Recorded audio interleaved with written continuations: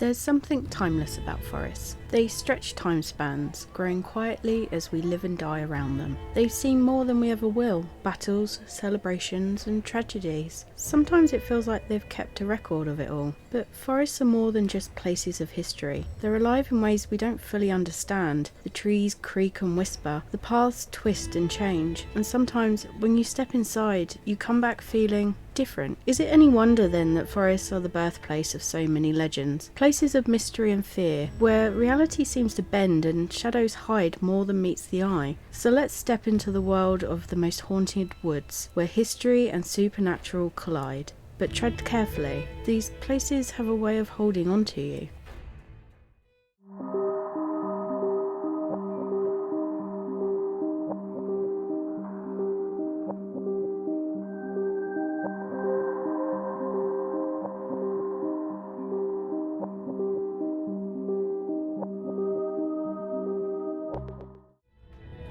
Welcome, Lorekeepers, to the Lorekeepers Library, the place where you help us ensure that folklore, myths and legends and the old ways are preserved and told for everyone to enjoy. We relish the chance to build the library with you each week as we stock our bookshelves with new lore. So today we have a nice little episode for you, an amazing dive into the world of Whispering Woods. Those forests that are the keepers of the past and old ways. And if you enjoy today's subject and you want more, believe me, there is a wealth of topics on this subject.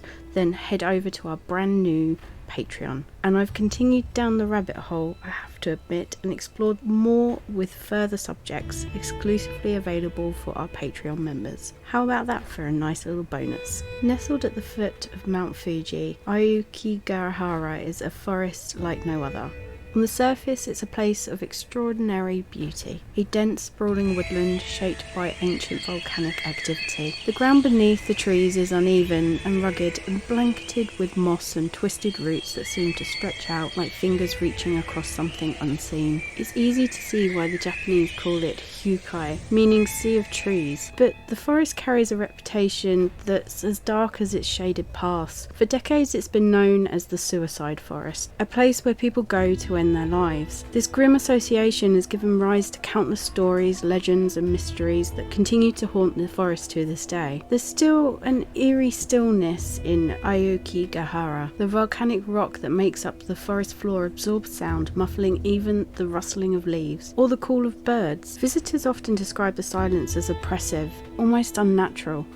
It's in this quiet that many claim to hear whispers, soft, indistinct voices that seem to come from nowhere. Are these whispers echoes of those who have died here, trapped in the forest and unable to move on? Or is it the forest itself, alive in ways we don't understand, calling out to those who enter its depths, maybe as a warning? Japanese folklore is rich with tales of eerie or restless spirits, and Aokigahara is said to be full of them. These spirits are often associated with deep sorrow and unresolved anger, lingering in places where they have died.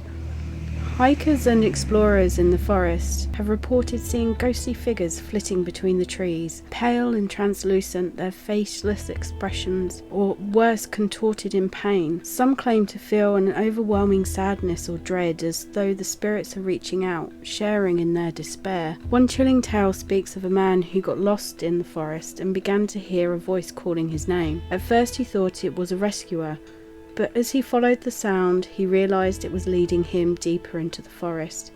When he finally turned around, he swore he saw a shadowy figure standing silently behind him, watching. Another strange phenomenon tied to the forest involves objects being left behind by those who have come to visit.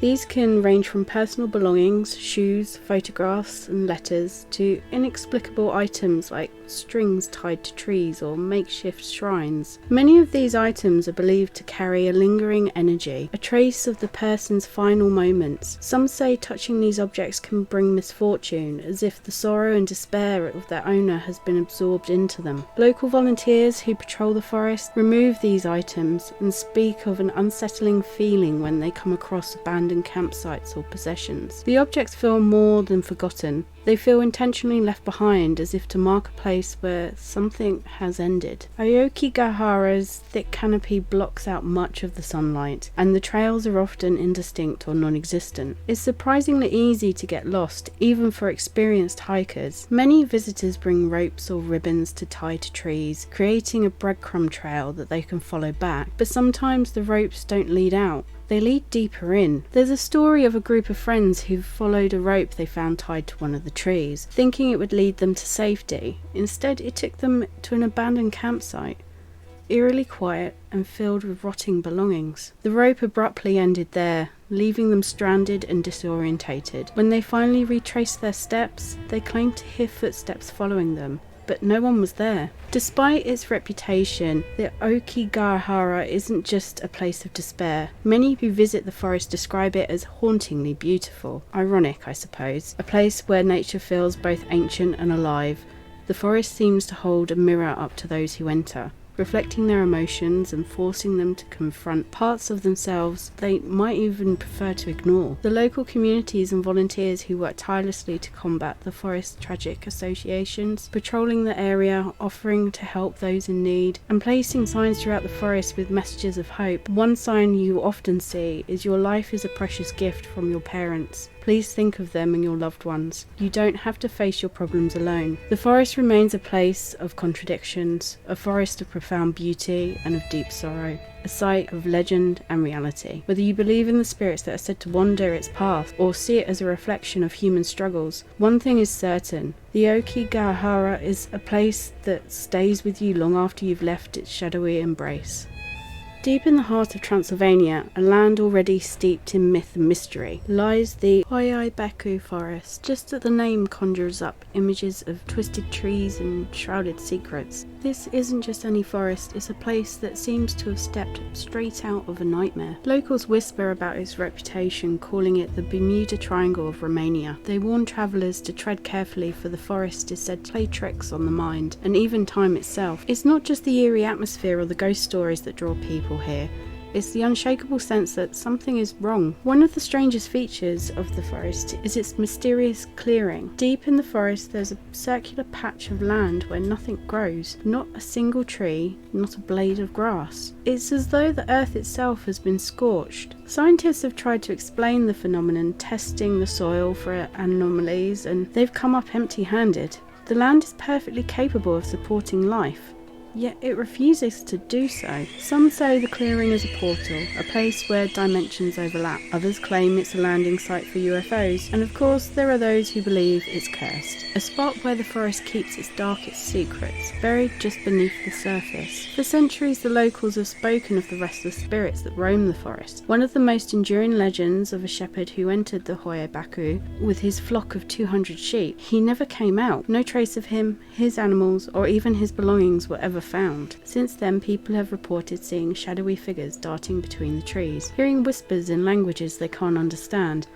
and even feeling the sensation of unseen hands brushing against them. One chilling account tells of a group of hikers who ventured into the forest after dark. They claimed to see glowing eyes staring at them from the shadows. The eyes moved closer, but no animal ever emerged. The group fled in terror, swearing they heard laughter echoing through the trees as they ran. The Hoia-Baku gained international attention in the 1960s, when a biologist named Alexandru Sif captured strange lights and a saucer-like objects in the sky. This was high above the forest. The photos ignited a frenzy of speculation, drawing UFO enthusiasts from around the world. To this day, visitors report seeing orbs floating through the trees, flickering and dancing like ghostly lanterns. Some describe them as warm and inviting, while others feel they're being lured into the woods, perhaps never to return. But perhaps the most unnerving aspect of the Hoia-Baku is its effect on those who enter. People frequently report strange physical symptoms: nausea, dizziness, and even burns or rashes that appear out of nowhere. Time itself seems to behave strangely, with visitors claiming they've lost hours without even realising it. Or in some cases, they've emerged from the forest to find that far less time has passed than they thought. Electronics malfunction here as well, with cameras refusing to work or batteries draining in an instant. It's as though the forest doesn't want to be photographed, as if it's alive and guarding its secrets. And then there are the trees. They grow in bizarre, unnatural shapes, gnarled and twisted as though frozen in mid-contortion. Some lean in sharp angles, while others spiral in ways that seem to defy physics. It's hard not to wonder, are these trees shaped by the energy of the forest, or do their twisted forms shape the energy themselves? Either way, walking through the Lorekeeper feels like stepping into another world, one where the rules we know no longer apply. The forest is more than just the haunted forest, a place that challenges our understanding of the world, a space where reality seems to bend and shift. It's both terrifying and captivating, drawing in those who crave answers to the unknown. But if you ever find yourself wandering its paths, remember, the forest has a way of leaving its mark. Whether it's a memory, a feeling, or something we can't quite explain, you won't leave the Lorekeeper the same person that you entered. Would you dare to step into its shadows? Or perhaps the better question is, would you find your way back out again? Tucked away near the small town of Gryfino in the northwest of Poland lies a grove of pine trees like no other. At first glance they look like any other stand of woods, but step closer and you'll find something strange. Each tree, nearly 400 in total, has a peculiar bend at its base, curving sharply into a J shape before straightening and shooting skyward. This is the Crooked Forest, and its twisted trees have puzzled locals and scientists alike for decades. Was it a natural phenomenon, or is there something more mysterious at work beneath the surface? What makes these trees so unique is their uniformity. Each one bends at nearly the same angle and direction, as though shaped by an unseen hand. Yet the forest around them grows straight and tall, untouched by whatever force influenced this particular grove. Theories abound, but none have been definitively proven. Some suggest that heavy snowfall weighted down the young saplings, forcing them to grow crooked. Others think that the curves were man-made, the result of an attempt to shape the wood for furniture or shipbuilding. But then why were these trees abandoned and left to grow wild? And then there are the more otherworldly explanations. Whispers of energy vortexes, magnetic anomalies, and even an ancient curse. Naturally, a forest so strange has inspired its share of stories. One local legend tells of a great storm swept through the region centuries ago. They say it wasn't just any storm, it was the work of supernatural forces, bending the trees in a fit of rage. And another tale suggests that the forest was shaped by an army during wartime, using the trees as living barricades or camouflage. When the soldiers vanished, the forest continued to grow, bearing the scars of its wartime past. Some even believe that the grove is a portal, a place where the natural world intersects with something else. Travellers have reported feelings of unease here, as though they're being watched. Others say the air seems thicker, and time feels slower, as if the forest itself exists just slightly out of sync with the rest of the world. Visitors to the Crooked Forest often speak of a strange energy, something you can't quite put into words. The way the trees twist and curve always feels intentional, as though they're reaching for something or possibly recoiling from it. Some claim to hear the faint humming sounds among the trees, especially at dusk, as if the forest is alive with its own quiet rhythm. Others report feeling a deep calm, as though the forest's oddness has a way of grounding you, pulling you closer to the earth. Despite the theories and stories, the Crooked Forest remains a mystery.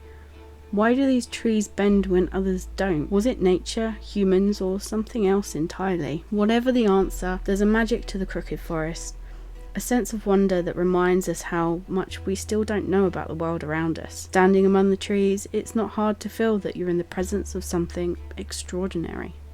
In the rolling hills of Oxfordshire lies Witchwood Forest, a tranquil yet shadowy woodland that has stood for centuries. Its beauty is undeniable, sunlight filtering through the canopy of ancient oaks and the soft rustle of leaves underfoot. But behind this peaceful facade lurks a tapestry of ghostly legends and eerie folklore. Among these tales, one story rises above the rest, the tragic and chilling legend of Amy Robsart, known to many as the Lady of the Forest. Amy Robsart was the wife of Robert Dudley, a powerful courtier and rumoured favourite of Queen Elizabeth I. Their marriage, whilst initially joyful, became strained as Robert's ambition grew. Dudley was known to spend more time at court than at home, leaving Amy in the quiet countryside, far from the intrigue and glamour of Elizabeth's court. In 1560, Amy's life came to a sudden and mysterious end. Her body was discovered at the foot of a staircase of her home. Her neck was broken, and while declared her death an accident, accident, a misstep on the stairs perhaps.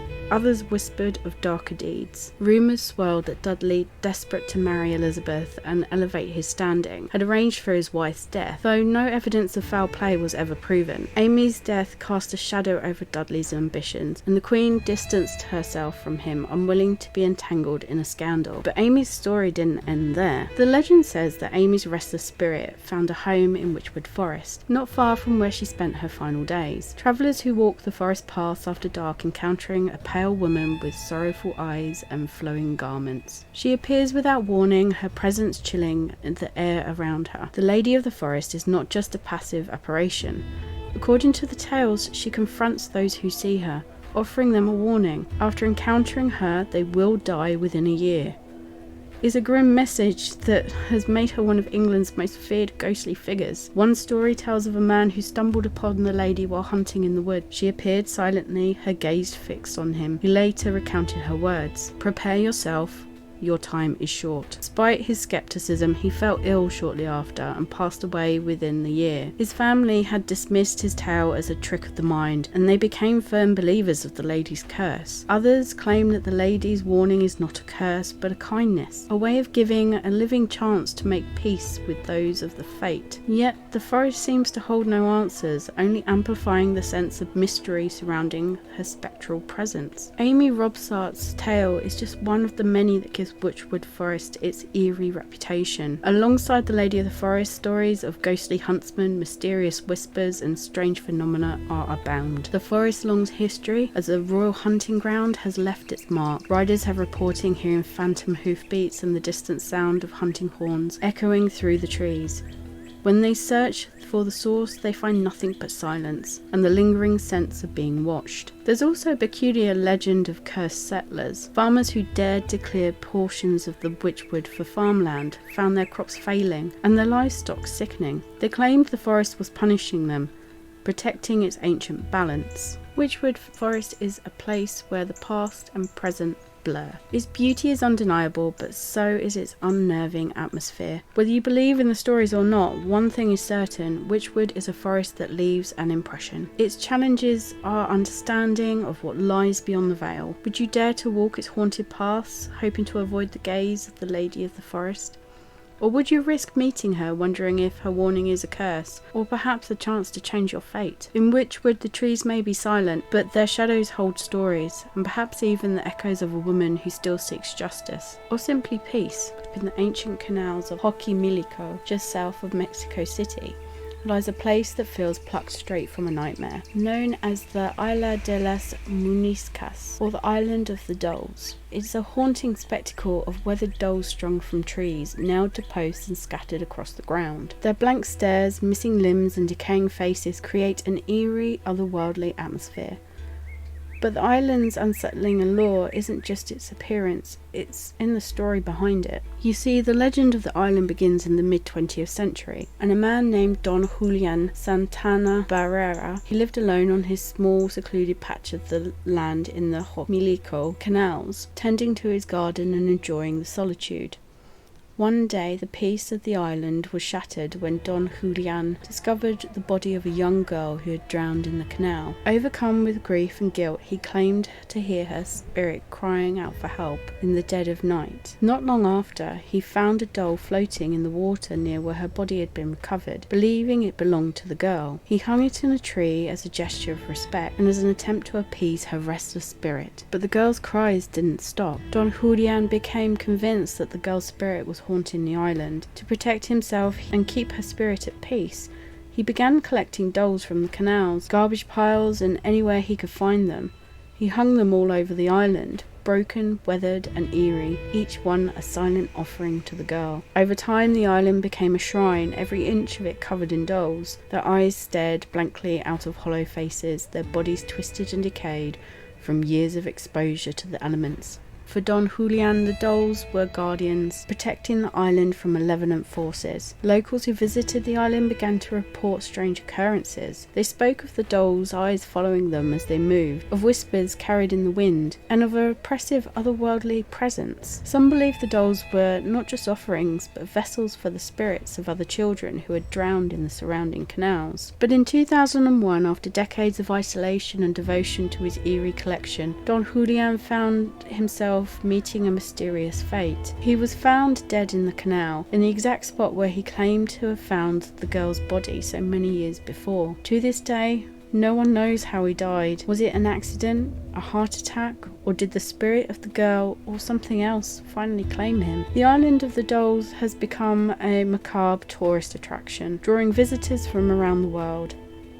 Accessible only by boat, the journey to the island is its own experience. The ancient canals winding through the veins of the Lorekeeper's lush greenery. As you approach the island, the sight of countless dolls dangling from the trees is both surreal and unsettling. Many visitors report strange sensations on the island, an inexplicable feeling of being watched, sudden chills, or the faint sound of children's laughter, where no children can be seen. Some believe the dolls have absorbed the energy of the spirits around them, becoming sentient in their own eerie way. Despite its grim reputation, the island holds a strange beauty. It's a place where grief, fear, and devotion have intertwined, creating something utterly unique. Whether you see it as a tribute to a lost soul or a portal to the supernatural, there's no denying the power of the Island of Dolls to captivate and unsettle anyone who visits. Was Don Julian truly haunted by the spirit of the drowned girl, or was his isolation slowly driving him mad? Are the strange occurrences on the island the result of restless spirits, or merely the power of suggestion heightened by the island's eerie atmosphere? And perhaps most hauntingly, the question that we should all ask is,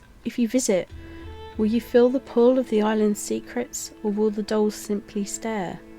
Or will they whisper their stories to you in the stillness of the canals? The Isla de las Muñecas, would you brave its haunted shores?